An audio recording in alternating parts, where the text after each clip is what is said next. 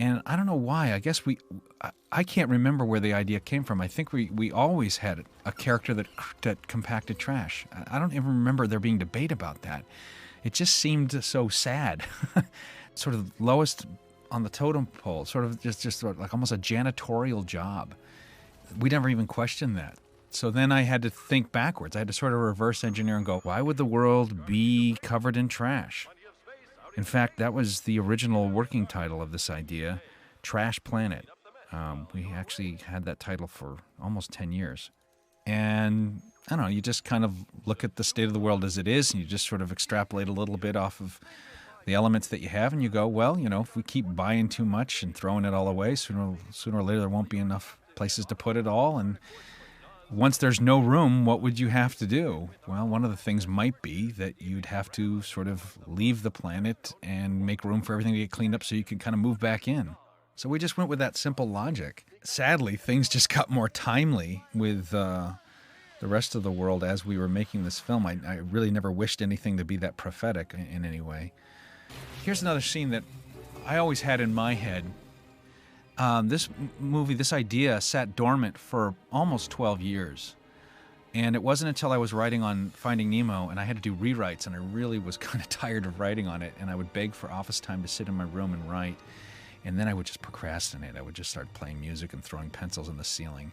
And some soundtrack music came on. I think it was for some Jerry Goldsmith score. And it just, suddenly I started thinking of WALL-E, this old idea we had. And I had the picture of this laser light dot suddenly just showing up on the ground.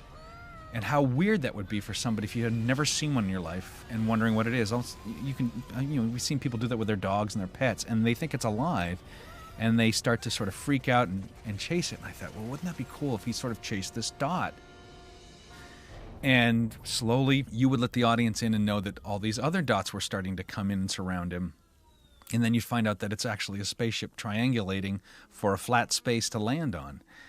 And it's kind of wild still for me, even after we've been working on it intensely for this long, to watch it, because it kind of dropped from the sky so clearly to me in my head about what that would feel like, what that would look like. And this is one of those rare sequences where it's exactly what I pictured, or it exceeds it. And that's not often that you get that kind of satisfaction as a filmmaker, because you have to basically instruct an army of people to all follow the same vision, and it's hard enough to communicate it, let alone get everybody to coordinate. So usually it ends up changing or morphing into something else or evolving, hopefully always for the better. But this ship landing moment really it's like somebody went into my head and just pulled it right out. I had the luxury at the beginning of working on this film. Usually you have about, I'd say, out of a 4-year process, your first year you get to spend kind of relaxing if you've already made a film here at Pixar, just sort of taking your time, relaxing a bit, and maybe going on vacation and incorporating in it some sort of development research. For Ratatouille, they went to Paris, got to see the sites and look at kitchens and look at cooking. And for Cars, they went on Route 66. Because this was fantasy and it was all made up, and I knew that I was going to have a tough time selling just to myself, let alone to anybody else, that you could make a film work feature length with a character that didn't speak conventionally, that I would need to have to prove that. And because I kind of understood pretty clearly what I wanted for the first act of the movie, I decided to use all my development dollars and take the best story guys I could who just miraculously were free. They weren't busy on another project. I got Ronnie Del Carmen, Peter Sohn, and my brother Nate Stanton. And then I got 2 editors, Axel Geddes and Nick Smith.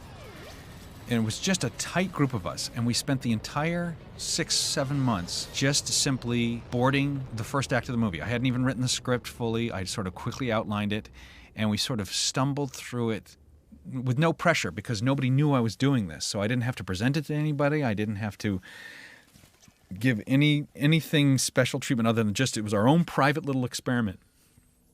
And that was great. Not only were these guys fast and really, really good, because we were small, we could really change things very quickly. We could go left if we've been going right the whole time. We could just change our minds and switch things around and really explore, and had a lot of time that you usually don't have in production to find things in editorial.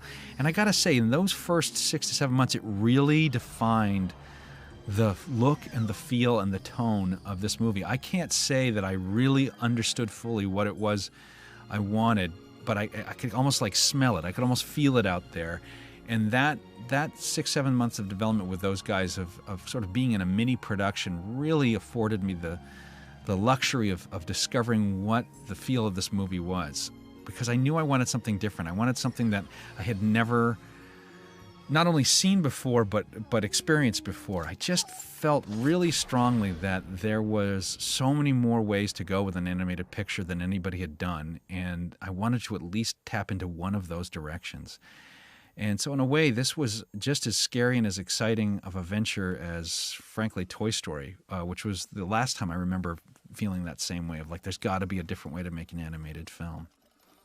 And all of that came out of this little team of guys before I ever got the entire crew on. So I really lucked out that a lot of the key things to this movie, the tone, the feel of it, the design of these two characters, really kind of got nailed in a year that really nobody would have gotten mad at me if all I did was spend money and go travel around and try to get inspired for the next film I wanted to do.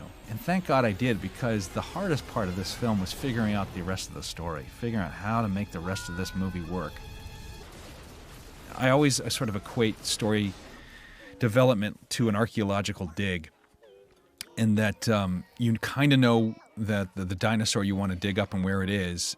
You pick a piece on the ground, you start digging, and you bring up bones, and you start trying to piece together this dinosaur or the story that you're trying to find. But you just don't have much say about which bones you're going to get and what bones they are, and you're not given a map to know exactly what parts of the body they go to. And so if you've designed out of the bones you've pulled up out of the ground a Tyrannosaurus Rex, and then at the last minute you get a bone you weren't looking for and you realize that actually your tailbones were the neck bones and that it's a Stegosaurus, it's not a Tyrannosaurus Rex. Are you going to have the guts at the last minute to shift everything around and admit that this is really the story you should be telling, that this is the dinosaur that you have, or are you just going to force it to be a Tyrannosaurus Rex, even though really you know now, and now that it's almost too late, that it's a Stegosaurus? And I think a lot of movies suffer from that. They crack their problems or they figure something out too late. Nobody has the guts or maybe even the ability to change things. And I'm very, very lucky that I work for a place that encourages last-minute ideas, encourages 11th hour changes, because this certainly fit that. We found out we had a very different dinosaur in the whole arc of this story, and shifted it all around probably again and again through the first 2 years. And then in 2007, we did the bulk of what you see on the screen here. And all through that, our first act pretty much stayed the same. Our first act was always what it was. And that's an odd way to make a movie, but it got us to where we are. So now we're getting near the end of Act 1. I know I'm kind of cheating by making the statement that there's no life on the planet anymore, and I know technically that there's a cockroach and that it is a living thing. We were just playing off the gag that if the planet went south, the only thing living on it would be cockroaches, and so we just loved that inside joke of making the cockroach's pet. And again, I was very adamant that there be no face, there be no little character on it, that you just read into it just like you would a real insect. It's kind of hard to make a cockroach cute, and I'm amazed that we did it. We didn't pull any punches, we just sort of designed it the way a cockroach would be. Another ingredient that I knew early on that I would have to have was the charm and the breadth of audio that people had seen with R2-D2 in the Star Wars movies. And early on, I also thought that I might even have humanity have lost its ability to speak whatever languages it did on Earth, and that it had some new language, and that it might be made up, and that we might not even understand it, and that we might have to interpret even the humans. So at the time, everybody was going to speak something, or either make a weird sound or speak some language that you'd never heard before. And I realized I not only need somebody like Ben Burtt, I probably need Ben Burtt. I lucked out in the sense that he lives in the area. He knows a lot of the people that I already worked with at Pixar. So we said, what could it hurt? We invited him over. I gave him the early rough pitch of this story. I didn't have a lot to show him. When I think about where the story was at the time I pitched him, I got to give him a lot of credit for having faith in me. that he just sort of looked past all the flaws and still took the job. I said to him, look, I need you to be 80% of my cast, you in particular. I don't know how else I could do this without you. It turned out to be a match made in heaven. He really delivered on everything and more that I thought he might for this film. We actually spent almost a year, maybe a year and a half, while we were solving the story and reboarding it and stuff. And he would sort of see what we were coming up with for the characters, for Wally and for Eve to start with, and then all the other characters, you know. And he would just come up with lots of sounds and stuff. And once he thought he had enough, I'd come over to his office and he would play me stuff. And I would sort of pick and choose what I thought was the character, and that would cull it down to a containable amount of choices. And he would sort of get what it was I liked, and then he would play off of that and sort of, again, increase the grammar. I mean, he always delivered more than we asked for, which is a godsend. You rarely get that. When we would be working on the storyboards and editing it on video, we would have this long bin full of files, like on the computer, of just all these different sounds. And it really was this weird test. For a while, it was very daunting. My editor, Steve Schaefer, and I would just go through and go, all right, we need something that sounds sad but slightly hopeful, you know? And then you would just go through all these sounds. Sometimes it would take minutes just to run through it all and go, that kind of sounds possibly sad and hopeful. And we'd start to give them nicknames because they were all numbered, and you'd have to start giving this sort of shorthand of, well, what was that one? And that sounds sort of like a turkey gobble, and we start calling something turkey gobble, or we'd call something record scratch. And we'd start putting them in their own bin, and after a while it became the shorthand, and just sort of through attrition, we would just naturally get to a point where we were finding ourselves always picking the same 25 to 30 sounds.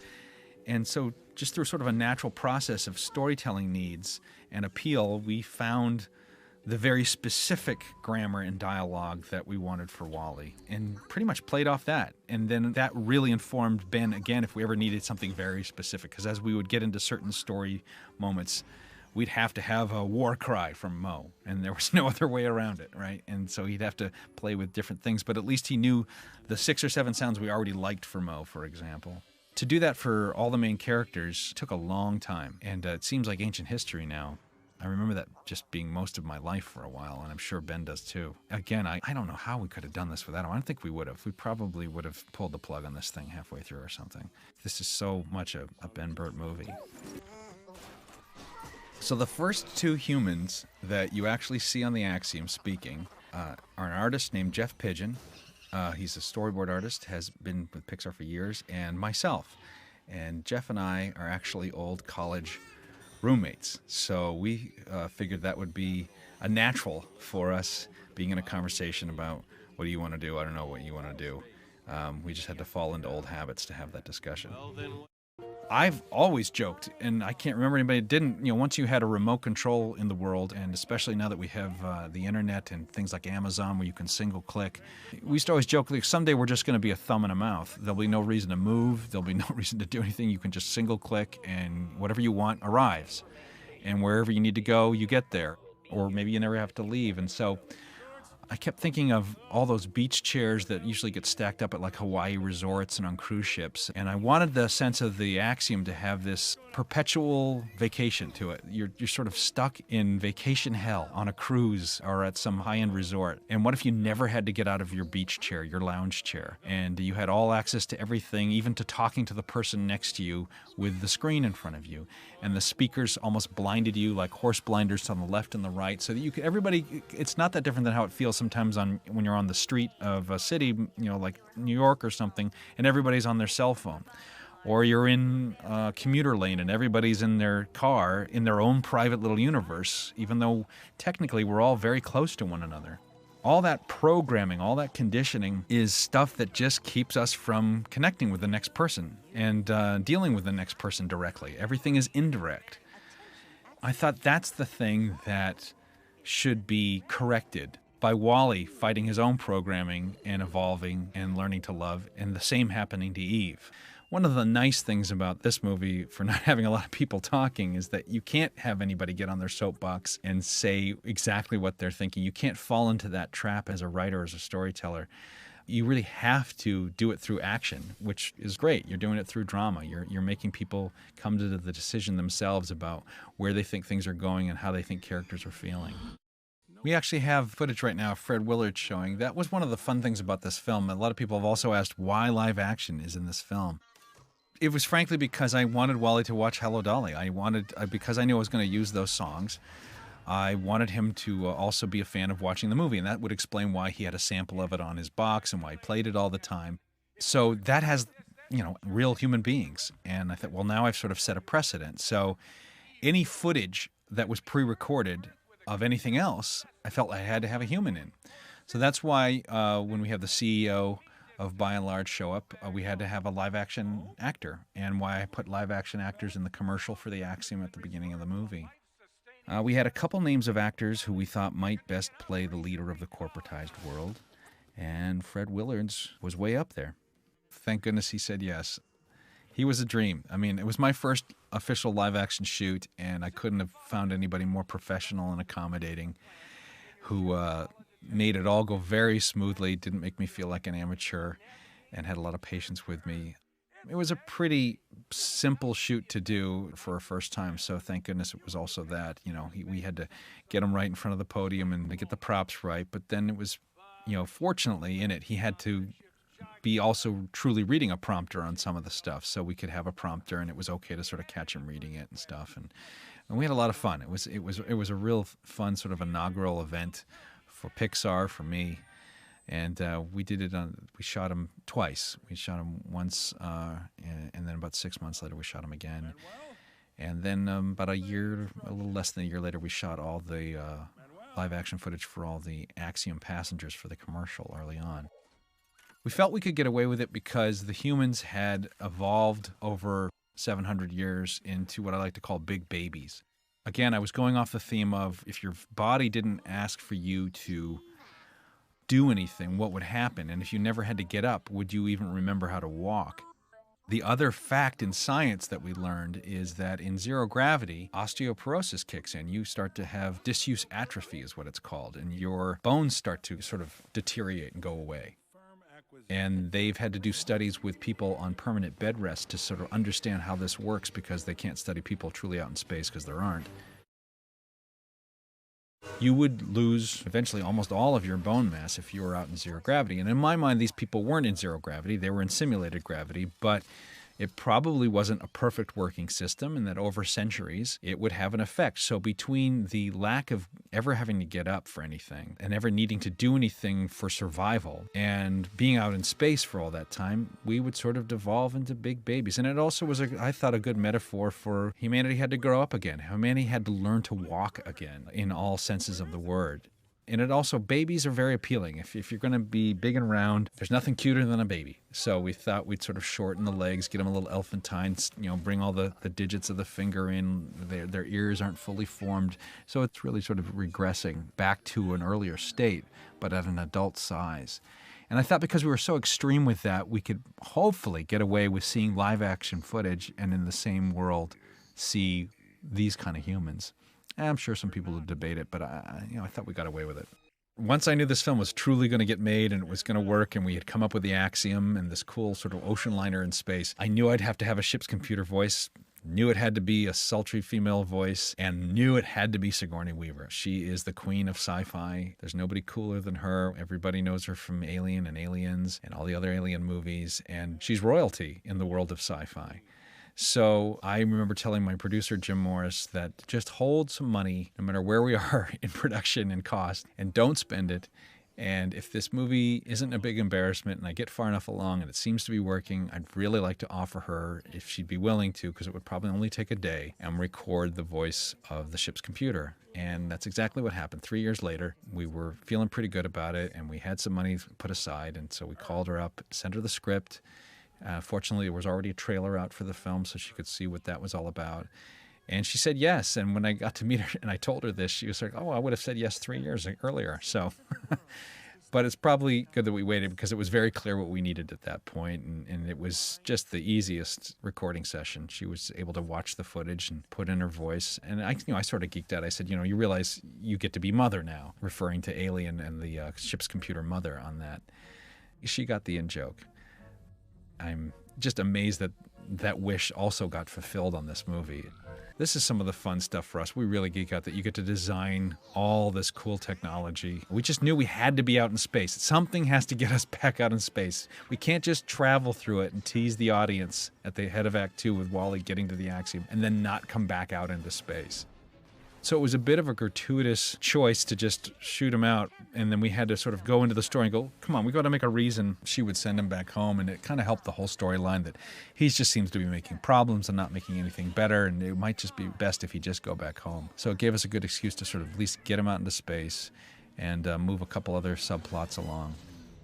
And then we had to figure out, well, how the heck is he going to move around in space? And we remembered that we had done the fire extinguisher in the first act. So we put a fire extinguisher in the escape pod, and now it's become one of the most memorable scenes, and it's a big icon for and a big symbol in all the marketing. It's her with her sort of circular blue rays in space and him with the fire extinguisher. So coming up is a little robot that's a gag of being left outside, and his name is Bernie. We actually gave him that name after the movie was over because we realized we wanted to do a short that would sort of be a Rosencrantz Guildenstern gag of what happened through this whole movie while Bernie was stuck outside. And so for those of you watching this from the DVD, which I assume you are, you will see that short if you haven't watched it already, because it would probably make more sense to watch it after the movie. Another staple, I think, is John Ratzenberger. People always want to know where John Ratzenberger is going to be a voice for in the movie.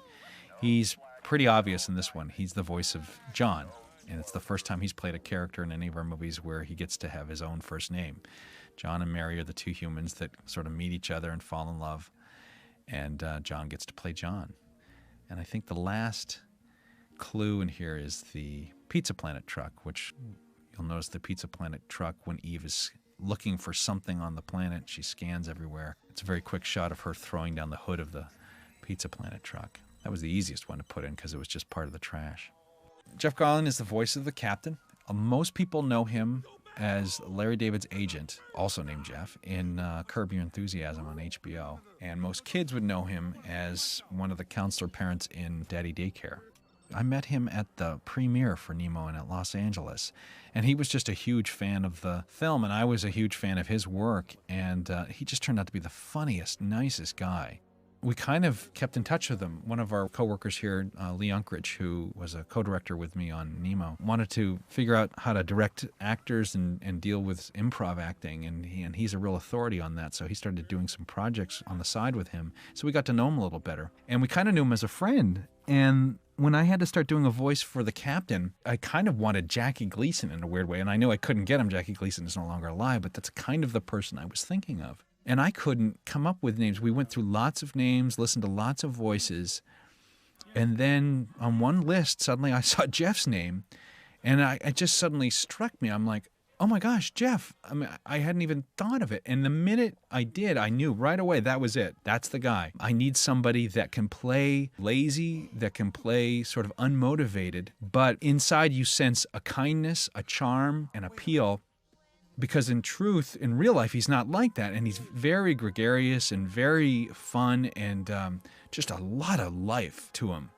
And I said, wouldn't that be cool if you could sort of reveal that over time and sort of turn him into that over the course of the film?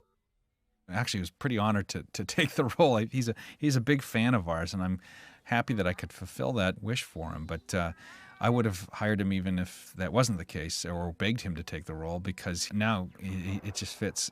We've actually, you probably sense a little bit of, it almost looks like him, and that tends to happen not so much from the actual design. The same thing happened with us with Ellen DeGeneres and Dory, is the animators will watch video of the actors when they're recording the vocals in our dialogue recording sessions. And they'll watch sort of the little facial tics that they have, the way their mouths move, or just anything, that's kind of an attribute to the way that they act. And a lot of times they'll incorporate more often than not the very subtle stuff. And then you see that applied in the animation, and you get a real sense of like, wait a minute.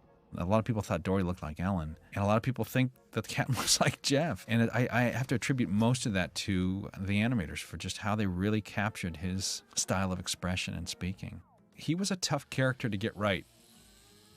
It's hard to play lazy and not have it seem simple in your vocals. Almost monosyllabic is how we played them for a while because we wanted them that lazy, and it came across as dumb.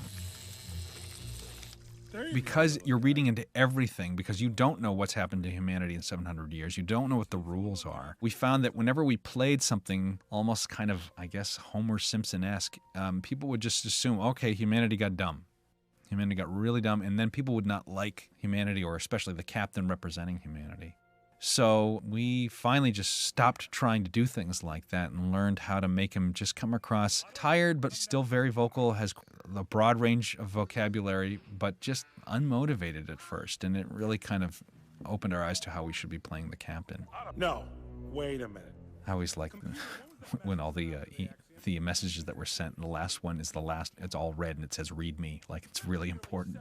We had a last-minute change that was a big change to the story after we had a preview screening in Portland.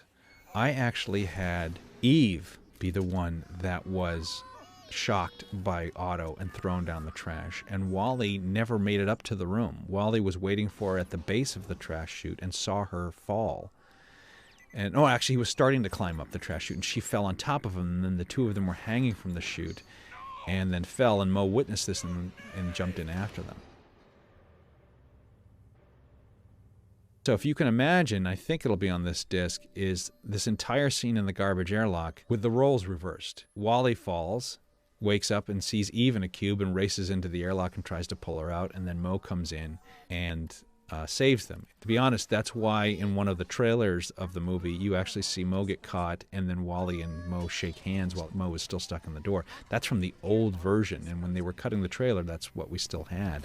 But it became clear to me that I had a major bone broken in the story. I had to realize, wait a minute, this is about the effect Wally has on everybody else in the film, and I have to have Eve come around to realizing that her directive no longer is putting this plant. It should be what's best for Wally, because she loves him. And what would be the strongest thing would be that Wally is hurt, that there's no way to fix him, unless they go back to Earth where the parts are. Sure, she'll still take the plant and put it in the holodetector, but it's no longer to do anything but to get Wally back home.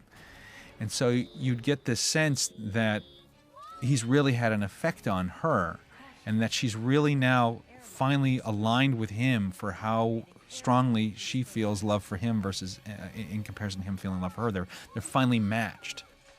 Once I realized that, and I also, the other benefits that came out of that was having Wally be able to come up the chute and be in the same scene with the captain and with Eve. And then the three of them could kind of almost become a united front, even though they didn't really have a plan yet. They all had the same desire to stop Otto. So that when suddenly Wally's hurt and Eve is flying with the plant trying to go back to put it in the holodetector, and the captain suddenly comes on the screen and says, you know, you get there and put it in the holodetector, and I'm going to try and stop Otto and activate it. You felt this sense of like, okay, all roads have come together. All people are working together. All the good guys are now working on it.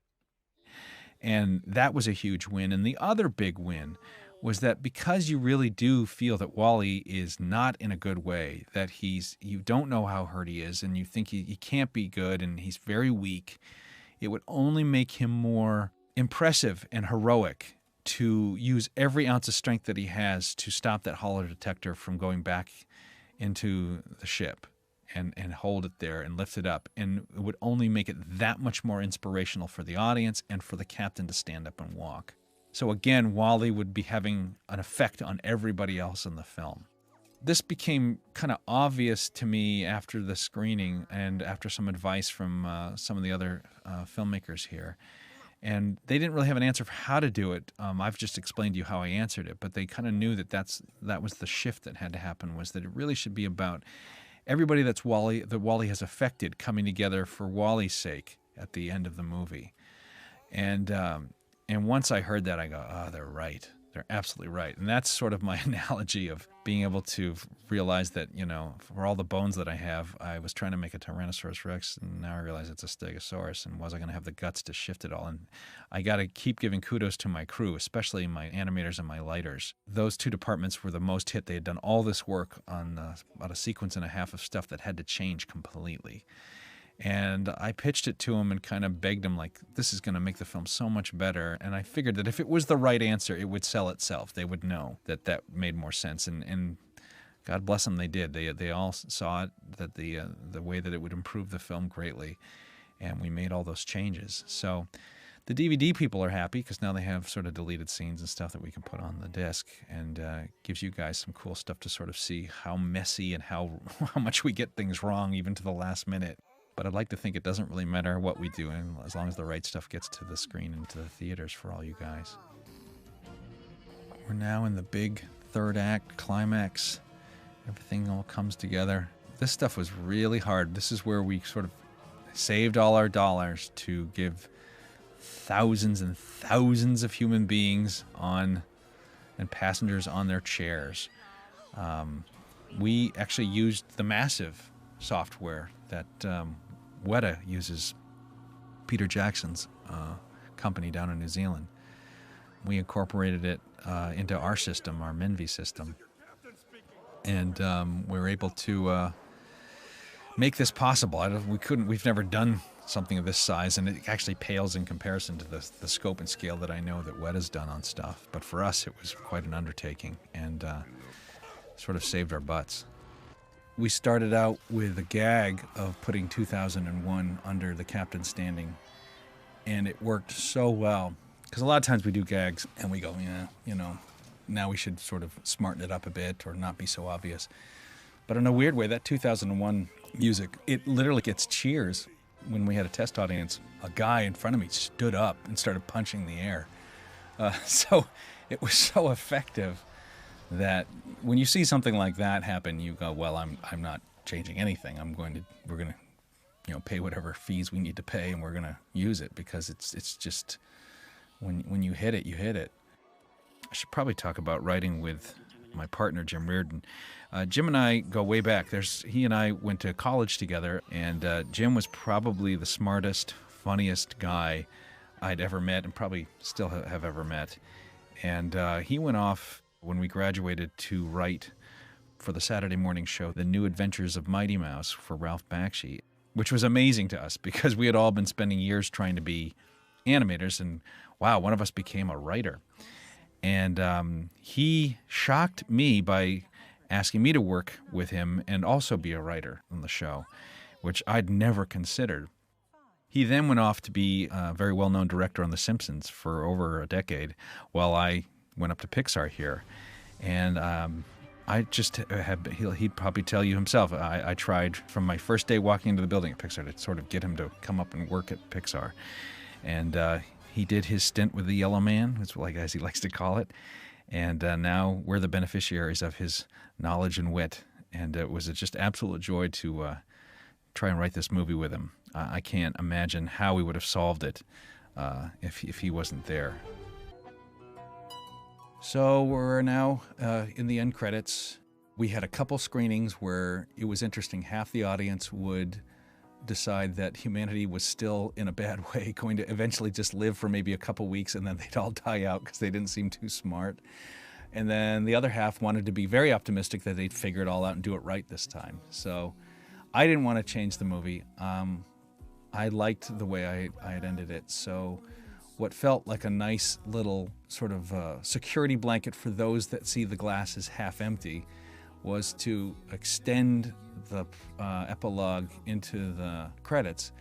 And Jim Capabianco, who did Your Friend the Rat, the short on the Ratatouille DVD, was kind enough to take on the end credits here. And he had the idea of telling how they figured out how to survive and thrive again through the retelling of the history of art. And so he starts out with the cave paintings and then goes on to hieroglyphics and, Grecian sort of urns, all the way to Da Vinci and sketches. And finally, we felt Impressionism was probably the most poetic and best depiction of paradise that you could make, so we just ended it there. And I can't thank everybody that worked on it enough. I will probably be thanking them forever. I lucked out that they were at the top of their game. A lot of these guys I've worked with have been fellow employees for over 10, 15 years, some of them. And I just feel like they've just become Olympic level champions at whatever it is they do. And to watch them do their job and to see them excel at stuff they were struggling with or started to do early in their career, and then just to be professionals and masters at their craft now is really exciting, and to benefit from that is the best. So I want to thank everybody that worked on the film for helping realize this little robot in the middle of the universe. Just can't thank you enough. And thank you all for watching.